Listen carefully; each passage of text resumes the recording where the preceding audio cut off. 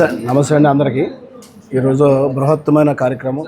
ఎందుకంటే మన సీఎం గారు చంద్రబాబు గారి యొక్క సూచనల మేరకు P4 అనే భాగస్వామ్యంతో ప్రజల్ని మమేకం చేయాలి, ప్రజల్ని చైతన్యవంతులు చేయాలనే ఉద్దేశంతో ఏదైతే తలపెట్టారో సీఎం గారు, దానిలో భాగంగా సురక్షా కమిటీ అనేది ఒక మంచి కార్యక్రమం. ఇది దానిలో భాగంగా సురక్ష అనేది ఏంటంటే ఎన్ని రకాలుగా సురక్ష చేయాలో అన్ని రకాలుగా వస్తూ ఉన్నారు.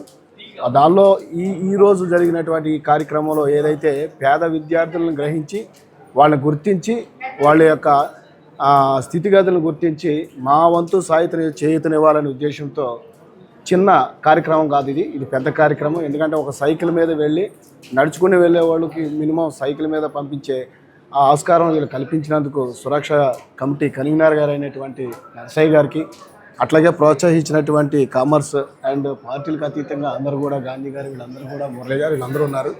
వీళ్ళందరూ కూడా ధన్యవాదాలు. ఎందుకంటే పేద విద్యార్థులను గుర్తించడం అంటే చాలా అరుదు. ఏంటంటే అందరూ స్వార్థం కోరుకుంటూ ఉంటారు. ఈ పేద విద్యార్థులను గుర్తించి ఈ రకంగా కార్యక్రమాలు చేయడం అనేది ఒక మంచి కార్యక్రమం.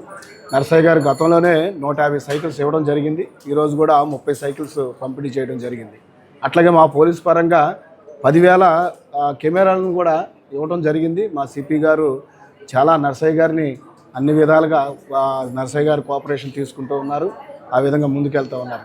ఈరోజు కార్యక్రమానికి విచ్చేసినటువంటి వీళ్ళందరూ కూడా మరొకసారి ధన్యవాదాలు. ఇటువంటి కార్యక్రమాలు ఇంకా జరిపించాలని సురక్ష ద్వారా అందరూ చేయూతనివ్వాలని మనస్ఫూర్తిగా కోరుకుంటూ థ్యాంక్ యూ. మా ట్రాఫిక్ తరపున అట్లాగే మా విజయవాడ పోలీస్ కమిషనర్ గారి ద్వారా అందరికీ మరొకసారి కృతజ్ఞతలు తెలియజేసుకుంటున్నాను. Thank you very much.